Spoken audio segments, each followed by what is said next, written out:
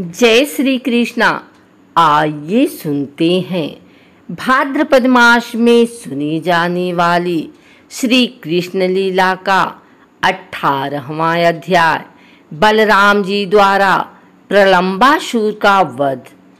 इस तरह जब वो दिव्य लीला कर रहे थे तो एक प्रलंबासुर नामक असुर आया। ये भगवान श्री कृष्ण और बलराम दोनों को चुराने के लिए आया था। भगवान कृष्ण एक ग्वाल बाल का अभिनय कर रहे थे और इस असुर ने रूप बदला और भगवान की टोली में जा घुसा। पर भगवान तो सब जानते हैं। अब कृष्ण सोचने लगे कि इसका वध कैसे किया जाए। भगवान श्री कृष्ण कहते हैं, मित्रों, सभी दो टोली में बट जाओ। एक टोली के नायक होंगे बलराम जी और दूसरी टोली का मैं स्वयं। सभी ग्वाल बाल आधे आधे बट गए। खेल के अनुसार हर एक जोड़े को अपनी पीठ पर जितने जोड़े को बिठाना होगा। इस खेल में बलराम की टोली जीत गई। भगवान कृष्ण ने हारने के कारण श्री दामा को अपनी पीठ पर बिठाया और भद्रसेन ने वृषभ को और उस असुर ने बलराम जी महाराज को अपनी पीठ पर बिठाया, क्योंकि वो ग्वाल बालों का रूप ले चुका था। प्रलंबासुर बलराम को कृष्ण की टोली से दूर ले गया, लेकिन उसे क्या पता था जो शेषनाग पूरी पृथ्वी का भार उठाए हुए हैं, वो उन्हें उठा के ले जा रहा है।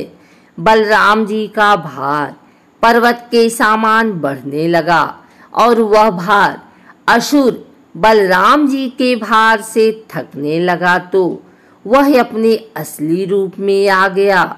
उसने सुनहरा मुकुट और कुंडल भरण किए थे।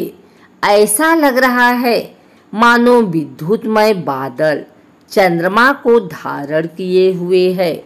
बलराम ने देखा कि इस असुर का शरीर बादल तक फैल रहा है।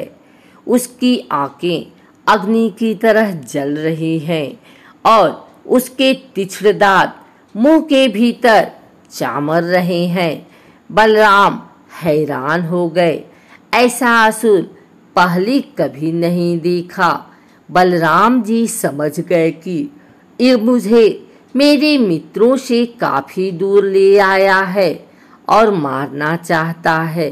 बलराम जी ने तभी एक घूसा का प्रहार किया और वह असुर एक चोट खाए हुए सर्प की तरह मुंह से रक्त और उल्टी करता हुआ मर गया। सभी ग्वाल बाल आए और बलराम को गले से लगा लिया और देवताओं ने बलराम के ऊपर पुष्प वर्षा की। बोलिए बलराम जी महाराज की जय। ग्वाल बालों की अग्नि से रक्षा। इस तरह से भगवान एक बार फिर ग्वाल बालों के साथ गाय चरा रहे थे। हरी घास चरने के लालच में गाय, भैंस और बकरियां इस्किटावती वन में पहुंच गई, क्योंकि उस वन में घास बहुत था। वहां पहुंचकर देखा कि दावाग्नि लगी हुई है। सब चित्कार करने लगी। जब कृष्ण, बलराम और ग्वाल बालों ने पशुओं को नहीं देखा तो सब बहुत चिंतित हुए और उनके पद चिन्हों का अनुसरण करते हुए ढूंढने लगे। सब ग्वाल बाल चिंतित थे कि उनकी आजीविका का साधन अब समाप्त हो जाएगा। भगवान कृष्ण अपनी गैया का नाम पुकारने लगे। इतने में आग ने चारों ओर से सबको घेर लिया। जैसे जैसे हवा चलती, लपटें और विशाल रूप ले रही थी। सभी भयभीत थे।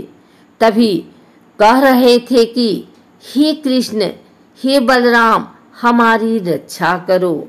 हम जानते हैं कि आप हमारी इस आग से रक्षा कर सकते हैं। तब भगवान ने आग की सभी लपटों का पान यानी पीना शुरू कर डाला, पर सभी को काल के गाल से बचा लिया। सभी ग्वाल वालों ने भगवान को धन्यवाद दिया है।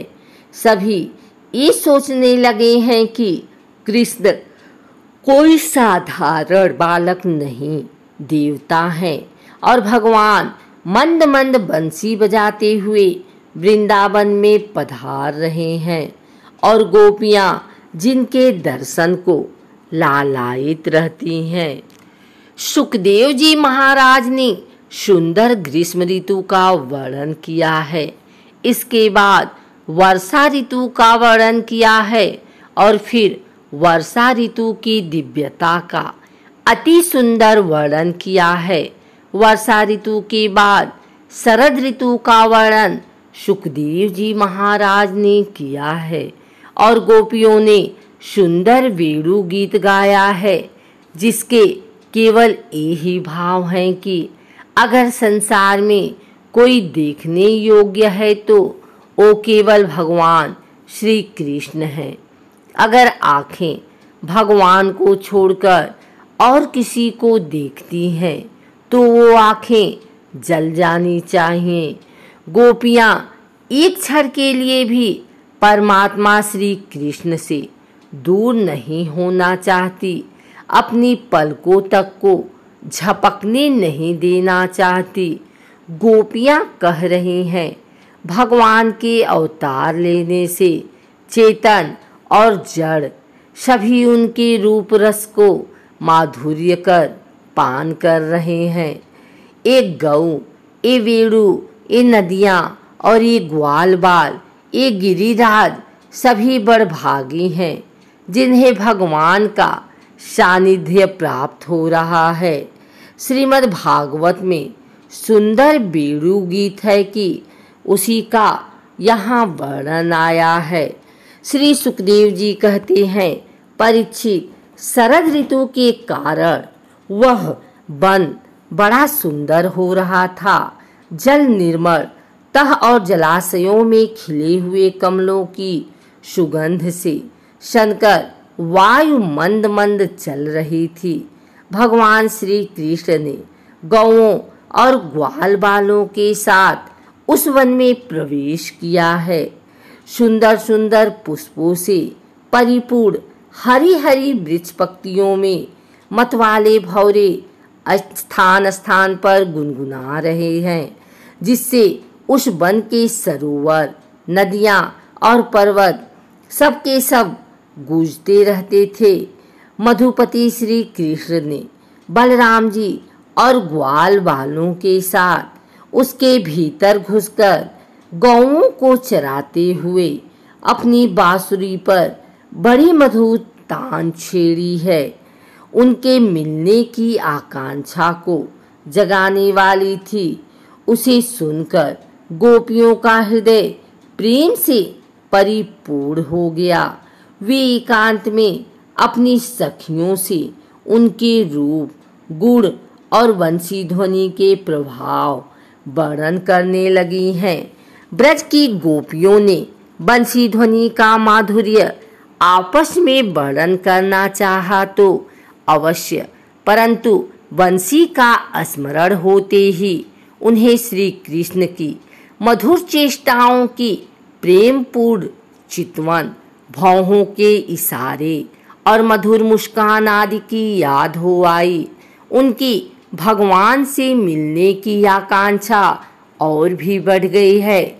उनका मन हाथ से निकल गया। वे मन ही मन वहाँ पहुँच गई जहाँ श्री कृष्ण थे।